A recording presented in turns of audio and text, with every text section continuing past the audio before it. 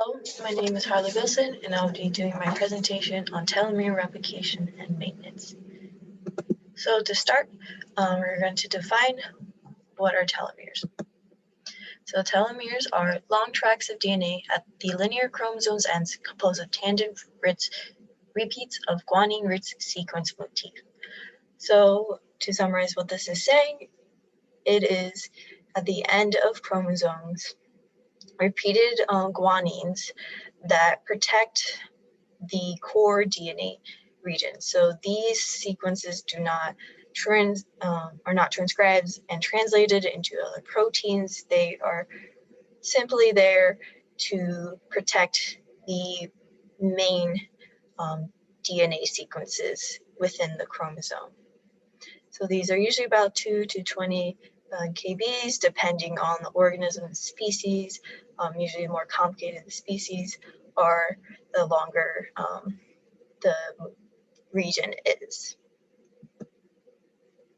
So as I mentioned, this region is for protection of the core DNA sequences. So having this long extended region allows for when the lagging strand is not able to complete, it is not removing important parts of the DNA. It is only being removed from this region. This is called cumulative telomere attrition due to over age. Usually telomere activity decreases, and especially for humans, there isn't any, the activity of building on and extending that region is not in play. So there are certain species that do have that, but for human organisms, there's only certain locations that act in such a way. So for this activity, we'll be focusing on human telomeres. So human telomeres are usually TTA, GGT from 5' to 3'. So they are going to be on the side of the leading strand. So, and telomerase is what actually extends and adds on the guanine nucleotides, and this will be occurring after DNA replication. So usually human activity of this occurs either at ontogenesis, embryogenesis, and development. So the beginning stages of creating the organism. This is obviously necessary because this is when DNA is replicated and being divided and being organized into what kind of cells they are going to be for as an organism, as a human grows. Now, as humans become adults, there are only certain regions that have a high activity of telomerase. So that'll be the proliferative skin or gastrointestinal cells, especially for those reasons that occurs because skin is contact to a lot of abrasions and exposure, so it has like a fast cycle of shedding. Same thing with the gastrointestinal cells. What you ingest does damage the lining, so that has to be shedded and completely cycled through. Other regions that have a high telomerase activity and continues on, even as an adult, is specific bone marrow stem cells, activated lymphocytes, and dividing male germ cell lineages. Obviously, that's necessary for replication. You want to have a full DNA set when you're potentially trying to have an offspring. So first, we're going to do a quick overview of the rest of the presentation is going to be like. First, we're going to review DNA replication. So why do we even need telomeres?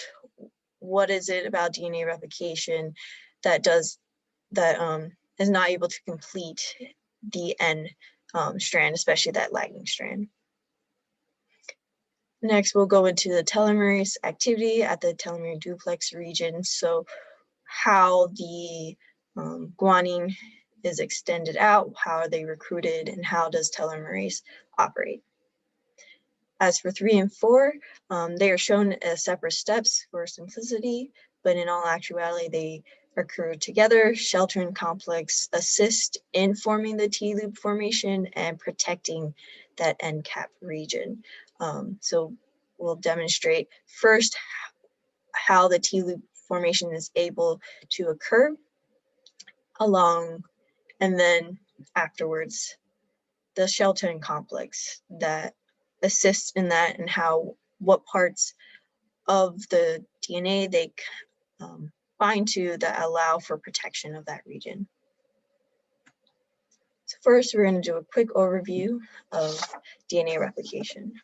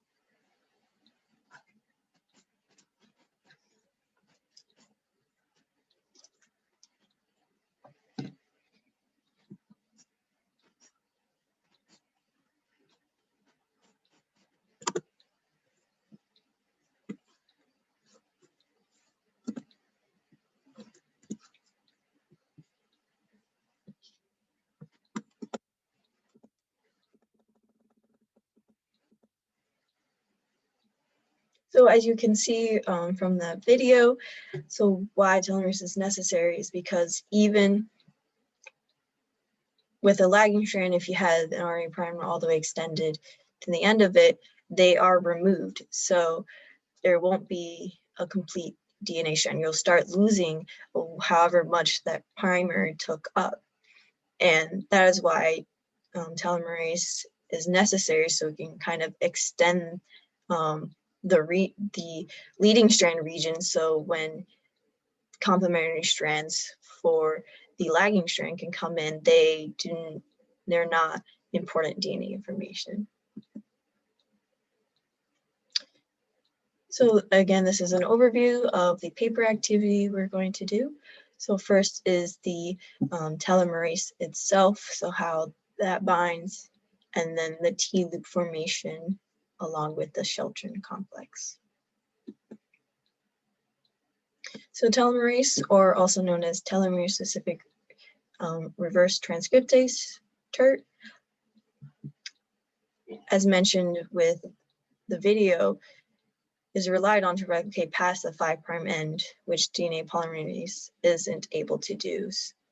And how this works is telomerase has attaches at the hanging, so the extended portion of the 3' end, and it binds to 2 sequential telomeric motifs. In the activity, you will see that it is GG for humans, and will be seen in this video.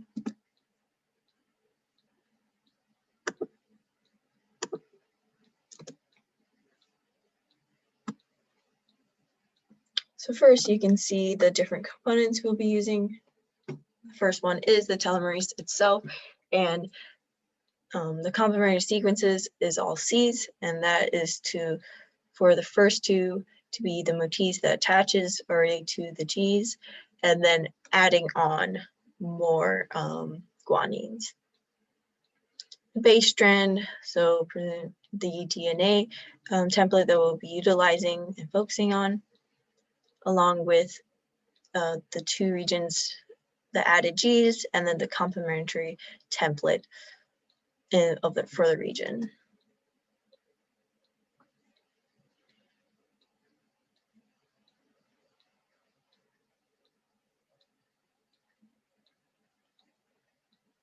So you can see a telomerase will be entering.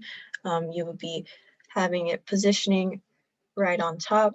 It will attach to hanging strands, 3', and then it'll be attaching to the last 2 Gs. And then you have the other guanines that are gonna pair with the other complementary portion arrive, and then telomerase is not necessary.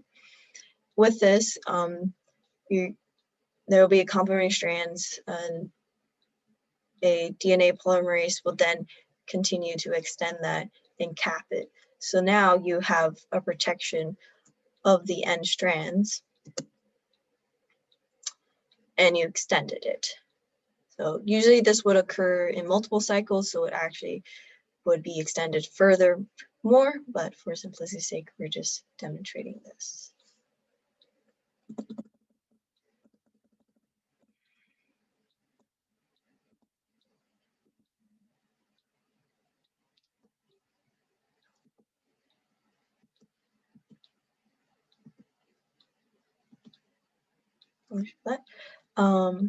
Next will be the T-loop formation. So with that hanging strand, you're able to have that bind into a complementary sequence within the DNA. So the 3' lagging strand loops back into the double-stranded regions, and this allows for the cell organism not able to detect that region and notice it as like not having a complementary sequence, so it won't indicate that it needs to be degraded. There are several different types of T-loop formations. We will only be focusing on A, but for illustration purposes, B shows the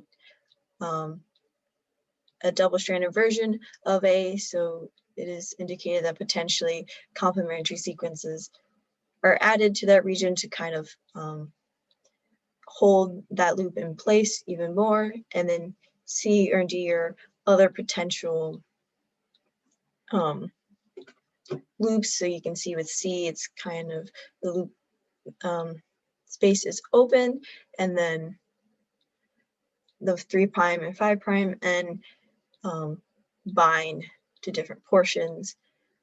So ND is more of almost binding,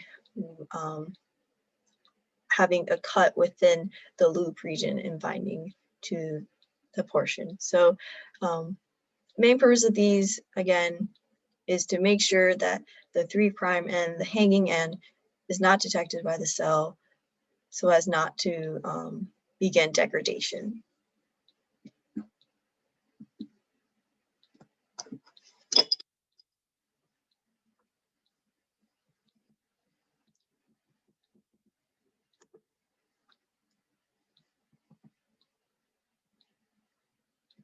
So with the T-loop, for the paper activity, we'll be cutting that portion regions with a complementary strand. This will obviously not be occurring. It will actually be opened up by one of the proteins in the sheltering complex, which is the POT. And what occurs is that the loop is able to come through and have that complementary sequence stick together. And this is the final product. We will be utilizing this template furthermore in the next paper activity for the sheltering complex.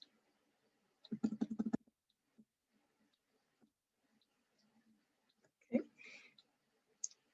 And then finally, bringing it all together is the sheltering complex. So this stabilizes the T-loop structure and it regulates access to the telomeric DNA. So with the activity, you'll see how the complex is formed off the DNA, and then where in different portions of the loop that it is positioned at to keep the T-loop in place and also protect regulate DNA replications, recombination, chromatin remodeling, and then overall telomerase function.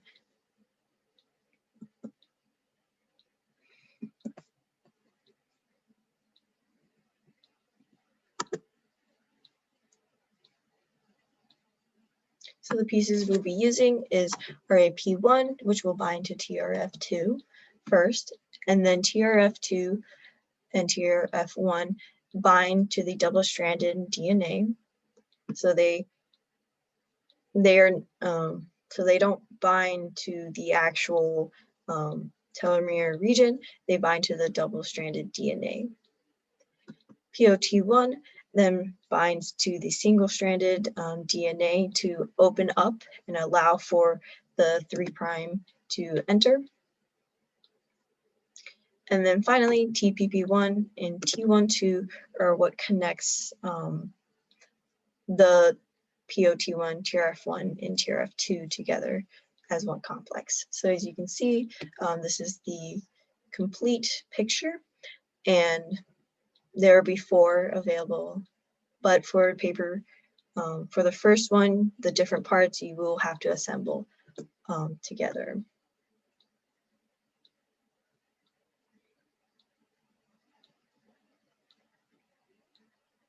So first, you have TRF2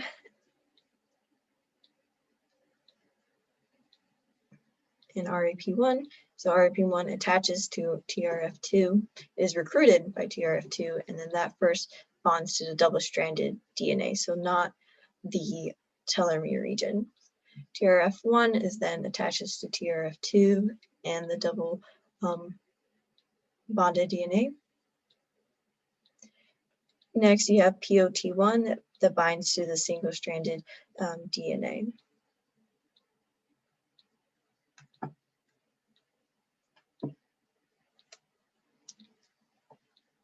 And then finally, you have TPP1 and TIN2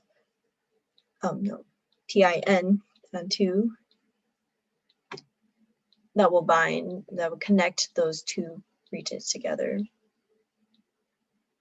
So T1 and 2 is the most important because it regulates those bindings, and it forms this telomeric D loop. So it was mentioned that there was the T loop, so the overall loop, and then the D loop, which is like that smaller loop created.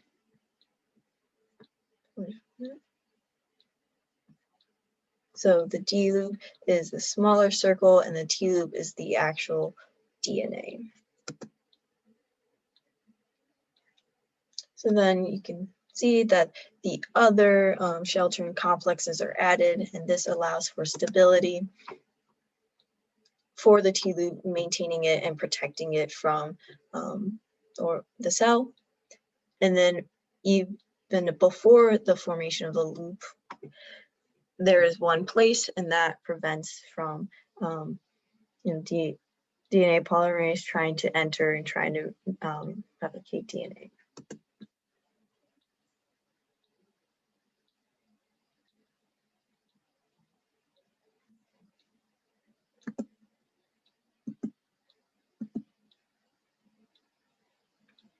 So that was the presentation of forming the